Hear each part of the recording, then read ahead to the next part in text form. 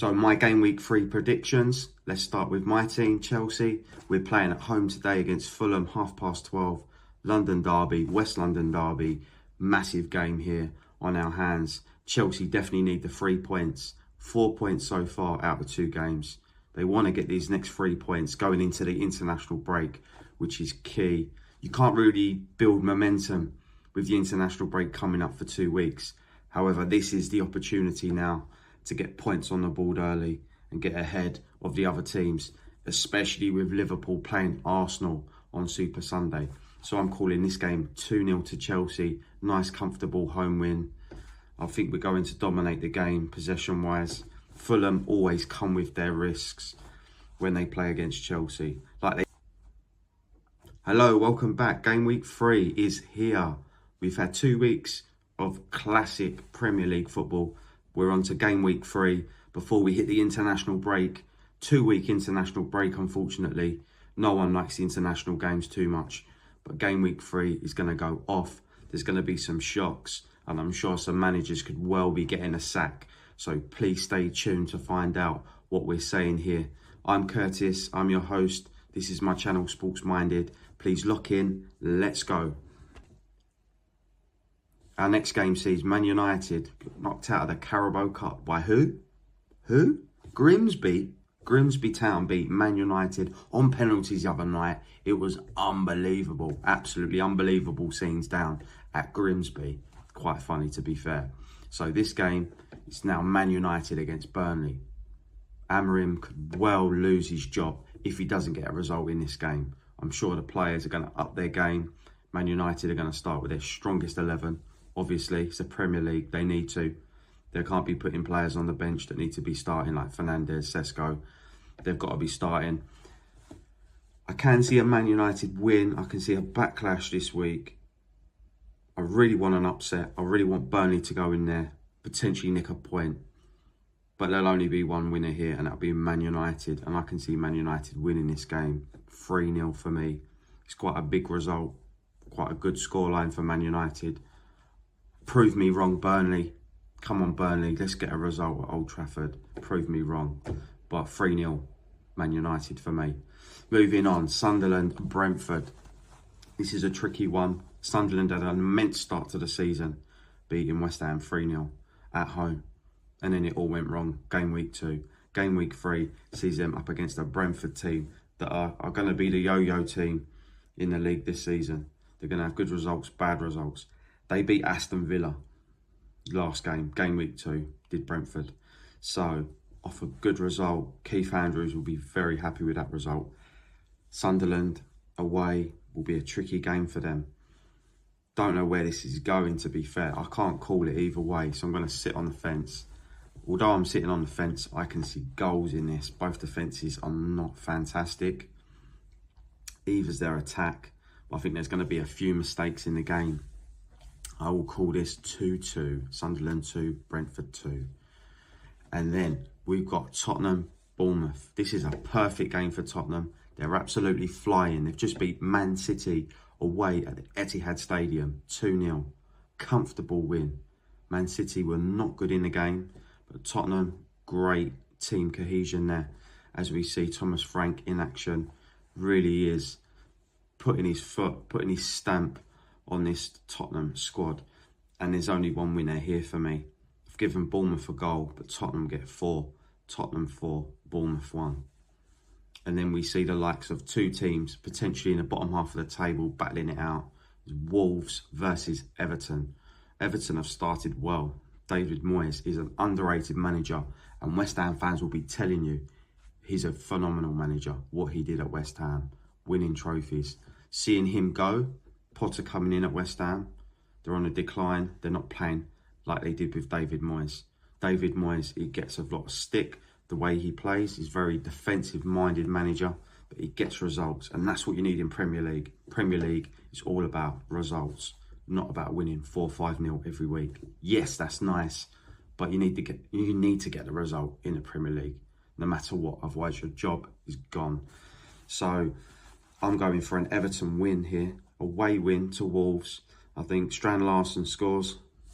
He's been in the papers a lot. Newcastle United put in 2 bids for him, 60 million, 70 million pound bids. Wolves turned it down. They need a striker. If Wolves are going to stay up, they need Larsson as their striker to get the goals. But Everton are just going to go in there. I think they'll nick this one quite late on. 2-1 for me. Then that sees Leeds against Newcastle. Newcastle have just signed the Stuttgart striker, German international. So now they have a replacement. They have a striker. It looks like Isaac's going to be heading off to Anfield over to Liverpool. Newcastle need to move on. But they've got injuries and they've got suspensions. Gordon, he will be banned from the game. He got a red card against Liverpool in the last fixture. So he'll be out. They've got injuries. Joe Linton potentially will be out of this game.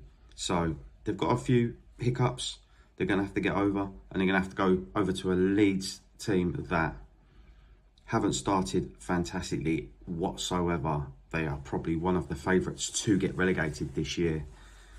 I've actually gone Newcastle to win this 2-1. Again, another 2-1 score. I'm backing the away teams today, it looks like. But I think Newcastle, they're just going to be too strong. They've got too many good players. And this is a Leeds team that, with no confidence, I'd be very surprised if Leeds go on and get anything from this game. That's why I'm saying 2-1 to Newcastle. And that leaves us with Brighton, Man City. It's a great fixture, this one, especially when it's played at the Amex. They get a good turnout at Brighton. And this is going to be a really interesting game. I've called it 1-1. I think Manchester City, they haven't hit their full potential at all this season. And they've lost their first home game against a very good Tottenham team. So they will be looking to get goals. They will be looking to get the 3 points. But for me, Brighton will step up. They'll give them a good game, no doubt. Welbeck will get on the score sheet. He always seems to score in these big occasions. And being ex-Man United, this could just be what he needs. So I'm going to call it Brighton 1, Man City 1. That leaves us with Nottingham Forest against West Ham. After seeing West Ham perform so poorly against my Blues the other evening, there's only one winner for me, and that's Nottingham Forest. Just like Tottenham and Arsenal, they're playing really well this year. They kept hold of Morgan Gibbs-White. They've got Wood up front.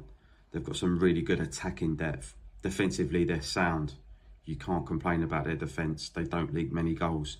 And I have this as a 2-0 Forest win. If they start like they did in Game Week 2, Nottingham Forest, it could be potentially 3 or 4 against this West Ham team who haven't got an absolute clue. So I'm going to stick with 2-0.